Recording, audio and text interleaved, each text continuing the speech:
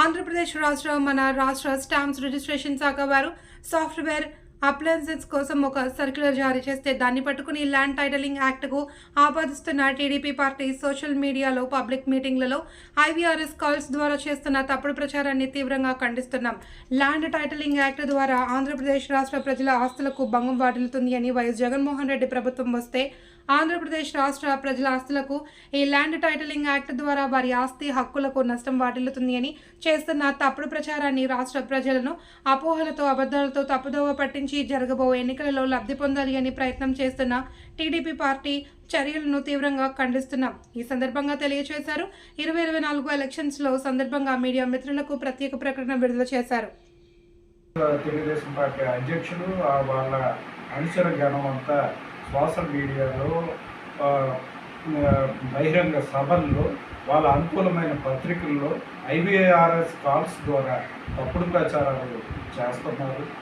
అది ఏదైతే land titling act ద్వారా ప్రజలకు ఏదో నష్టం జరిగిపోతుందనేసి, ప్రజలకు ఏదో ఇబ్బంది జరుగుతుందనేసి తప్పుడు ప్రచారాలు చేస్తూ ఆల్రెడీ అమల్లోకి వచ్చేసిందనేసి తప్పుడు ప్రచారాలు చేస్తున్నారు. ఆ తప్పుడు ప్రచారాన్ని మా లీగల్ సెల్ తీవ్రంగా ఖండిస్తున్నాము. ఏదైతే ల్యాండ్ టైటిలింగ్ యాక్ట్ ఉందో ఆ ల్యాండ్ టైటిలింగ్ యాక్ట్ 1989లో కేంద్ర ప్రభుత్వం మొట్టమొదటిసారిగా ఆలోచన చేసింది. ఆ తర్వాత వచ్చిన నరేంద్ర మోడీ గారి నాయకత్వంలో ఉన్న బీజేపీ ప్రభుత్వం నీతి ఆయోగ్ సూచనల మేరకు దేశంలో ఉన్న అన్ని రాష్ట్రాల్లో ల్యాండ్ టైటిలింగ్ యాక్ట్ని అమలు పరచమనేసి ప్రతిపాదించారు. ఆ ప్రతిపాదన మేరకు మన రాష్ట్రంలో కూడా వైఎస్ జగన్మోహన్ రెడ్డి గారి నాయకత్వంలో ల్యాండ్ టైటిలింగ్ యాక్ట్ని అమలు పరచాలనేసి ఒక ప్రతిపాదన తీసుకురావడం జరిగింది.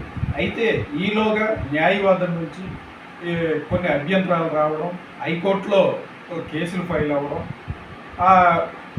ఆ మూలకంగా మరల ఇంకా ఆ ల్యాండ్ టైటిలింగ్ యాక్ట్ అమలు జరగాలి అంటే సమగ్ర భూ రీసర్వే జరగవలసి ఉంది.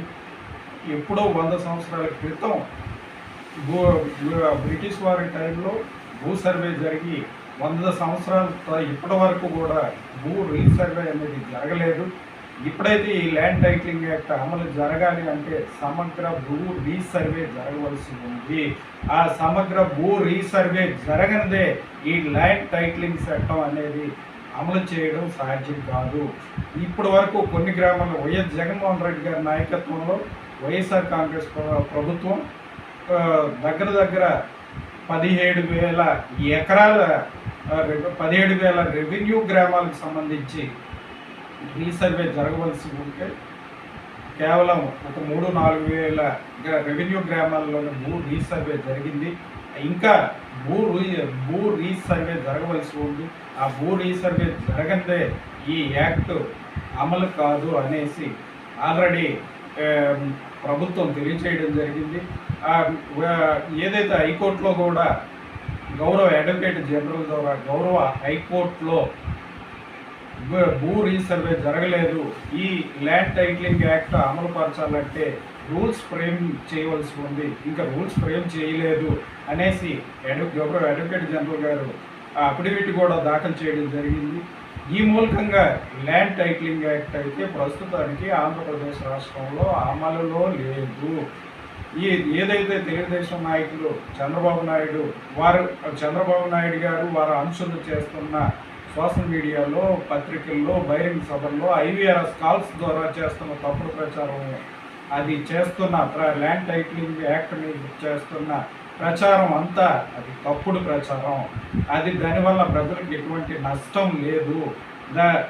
ఇప్పుడైతే ఏదైతే ల్యాండ్ టైటిలింగ్ యాక్ట్ అయితే ఉందో ఇప్పుడు మన రాష్ట్రంలో అమలులో లేదు.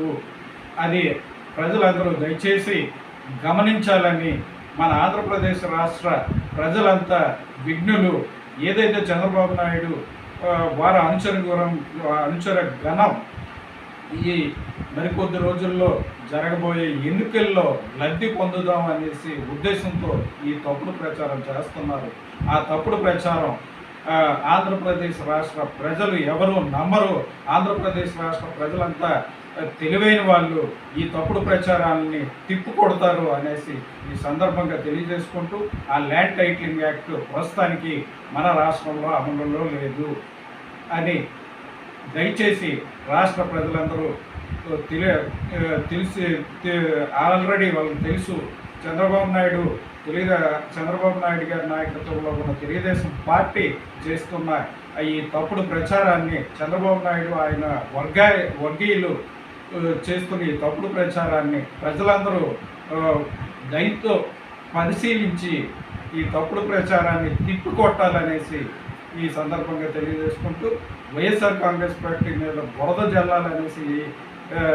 జల్లాలని రాష్ట్ర ప్రజల్ని మభ్యపెట్టి వాళ్ళని ఈ తప్పుడు ప్రచారం ఏదో ఒక తప్పుడు ప్రచారంతో ఈ ఎన్నికల్లో